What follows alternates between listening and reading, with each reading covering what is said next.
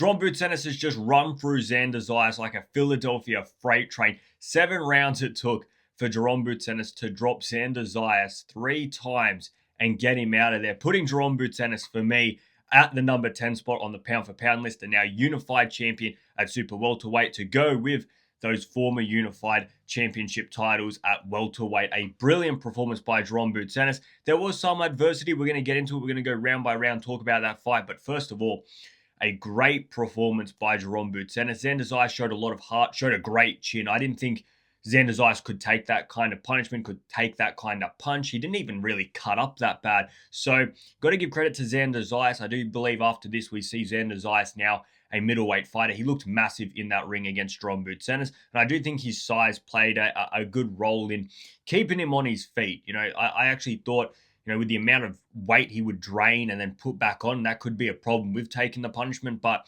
his size, I think, helped him through that fight. And like I said, I didn't think Xander Zayas really had that chin on him. But let's talk about Jeroen Boutsennis because it was his night tonight. A brilliant performance. I mean, round by round, I gave Xander Zayas 1 round, and that was that third round where he actually hurt Jeroen Boutsennis. Apart from that, we had Ennis getting a 10-8 round in the first round and then a 10-9 round, losing the third round, 10-9 round in the fourth, a 10-8 round in the fifth, 10-9 in the sixth, and then drops him in the seventh round. Xander Zayas, I believe the fight got called off through the physician telling the referee that was it. I mean, he was sort of already looking at him in between 6 and 7 rounds or 5 and 6 rounds. The doctor went and had a look at Xander Zayas. Xander Zayas was very lucky to have escaped that fifth round, right? Very lucky to have seen the sixth round. I think Jeroen Boutsennis coming into that sixth round almost took a round off. He was still the better fighter, but you could tell there was a bit of fatigue in there. But if we go round by round, a great start from Jeroen Boutsennis, some good check right hooks, followed by some very, very strong straight left hands. He was landing that straight left at will in that first round, drops him with almost a combination of two, like it was a right hook, straight left, right hook, straight left, drops Xander Zayas. Xander Zayas gets back up. Round two, and it's going back to work. What made Ennis so good in this fight compared to Xander Zayas was, number one, I think Xander Zayas' game plan was fucking awful. I thought it was a stupid game plan to come into this fight. But Ennis was in the pocket where the fight was, the way the fight unraveled, mainly because of a stupid decision by Zayas. Ennis was just the quicker, more precise, and harder hitting fighter. And that's what won it for him today. It was being able to land those punches a lot quicker than what Zayas was expecting them. Zayas wasn't able to trade with him. And we're going to talk about Zayas' game plan separately because it was stupid. But round three, Zayas actually makes a bit of pavement in this fight, lands a good straight right as well as a left hook, hurts Jeroen Boutsennis. Jeroen Boutsennis was definitely on wobbly legs. So I do question because for me personally, Zayas isn't the hardest hitter. He's not going to be the hardest hitter that Jeroen's going to face in this division. So there is a bit of worries the way that Jeroen Boutsennis did take those punches in that third round because he was on wobbly legs. And I thought, we're going to see Jeroen Boutsennis touch the floor here. But credit to him, he stayed on his feet. He overcame that adversity, pressed on to the fourth round. Both guys traded in the pocket.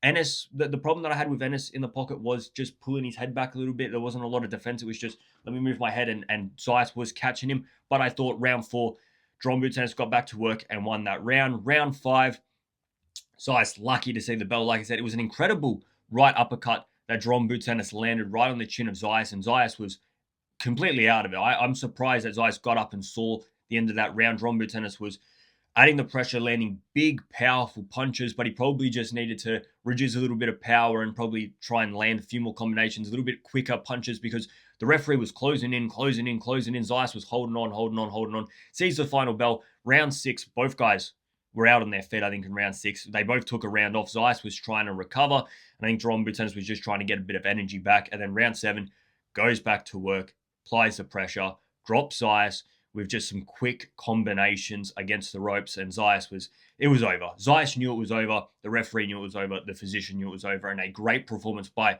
Jeroen Boutsennis.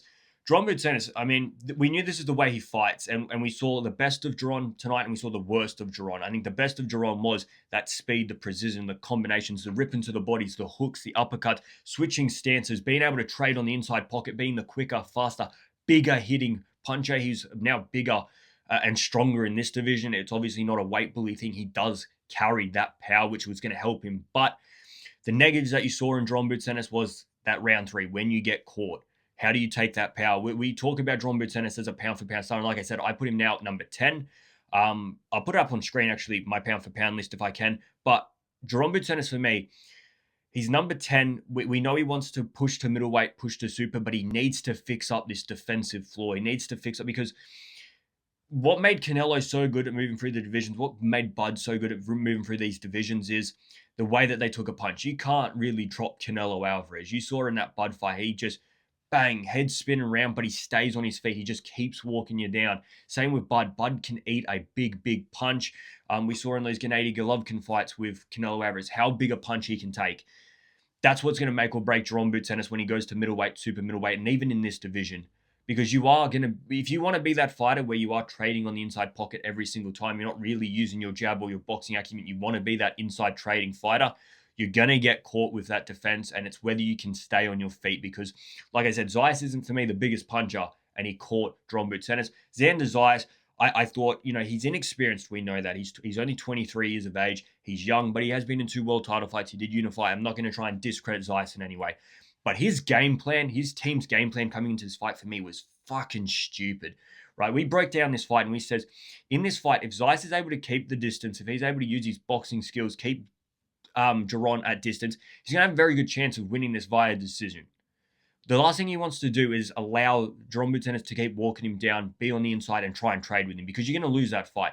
And for whatever reason, from start to finish, Zayas was content wanting to, I don't know whether it was an ego trip or what it was, of getting on the inside pocket and trying to match the speed and the power on the inside trading with Jerome Boots Ennis, which for me, Xander Zayas isn't that fighter. He's a much better boxer than that. He's better on the at long to mid distance range. Why try and go on this to prove that you are the bigger, stronger fighter?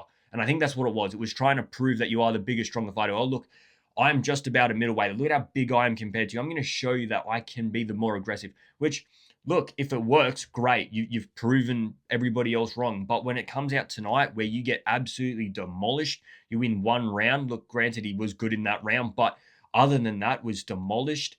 Poor game plan. And I think it is just a pure, all right, I want to prove that I'm the bigger, stronger. And that was a big mistake from him.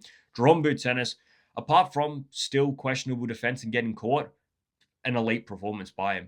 I mean, moving up, it's your second fight in the division, all right? You've basically only done 1 round in the division, up against Xander Zayas, who's a unified champion and a very, very talented boxer, like I said.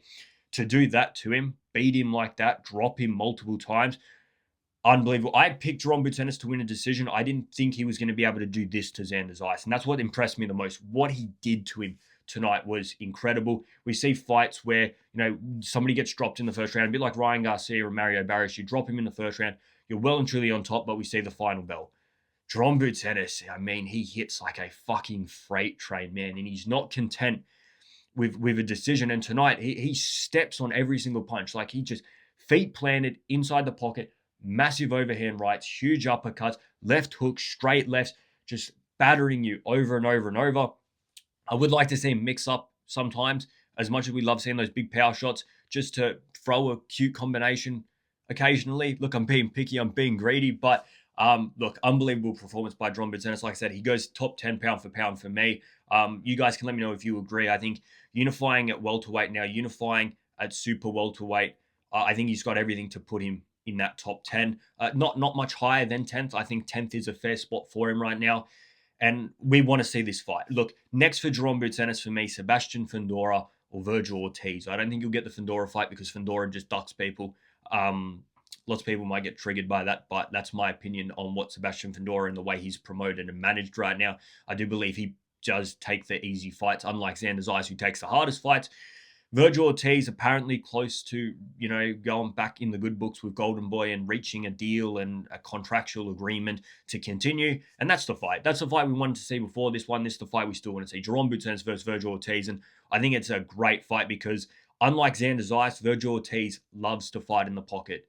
And you could argue who the better inside fighter is between Jerome and Virgil Ortiz. Whereas tonight, if you said before the fight, who's better on the inside pocket, Ennis or Zayas, you're always saying Ennis. And that's why I can't work out the game plan from Zayas. A few of the other results really quickly. Emiliano Vargas beats Bryce Mills in the 4th round, drops him in the 3rd. A bit of a cupping, sort of glancing shot with his right hand, drops him, but coming round 4, walks him onto a perfect straight left that drops him straight away. Bryce Mills, credit to him, gets up to his feet. Vargas presses the action. Premature stoppage by the referee, which, you know what, talking about that, we had a premature one in this one. In the Ben Whittaker versus Richard Rivera one, Ben Whittaker absolutely runs through him in 2 rounds, drops him late in the 1st round, stops him in the 2nd round with a good left hook. But once again, these 2 fights, the biggest thing was probably a questionable stoppage in both of them. I think they both should have let continue. Richard Rivera hasn't been stopped in 30-odd fights. Let him continue. Let Ben Whittaker earn that victory. And I think the Emiliano Vargas one was even worse. He has Bryce Mills hurt, but Bryce Mills is on his feet, trading in the pocket. You let Emiliano Vargas find that finish. But great performance by Emiliano Vargas. He needs another step up, and same with Ben Whittaker. Look, Richard Rivera, his biggest accomplishment was not getting stopped by Badu Jack, pretty much losing a decision to Badu Jack. That's his biggest accomplishment, and we see this a lot. For Ben Whittaker, I'd love to see him against, I've got a few names here, Imam Kartiev, Connor Wallace, Zach Chelly, Anthony Yard, Willie Hutchinson, Zach Parker, Craig Richards. There's a few English there. He's going to fight in October in Birmingham, hopefully teeing up a title fight for next year. So if he's going to be fighting in English in Birmingham, Anthony Yard, Willie Hutchinson, Zach Chelly, Zach Parker, Craig Richards. The one I have Connor Wallace there. Connor Wallace, sort of English, but more Australian now. He's good because he's the highest ranked in the IBF. Number 1's vacant. He's number 2. And then Ben Whittaker is number 3. So if you want to become the number 1 contender in the IBF division, you go and face Connor Wallace. And I think you can make that fight quite easily. But Jerome Boots Ennis, 10 out of 10 performance from him. Maybe 9 out of 10 because he did get caught in that 3rd round. But I can't believe he stopped Xander Zayas, dropped him multiple times. A brilliant performance for me. Top 10 pound for pound. I'd love to hear what you guys think in the comments below. Make sure you like, subscribe, and I'm out of here, guys. See ya.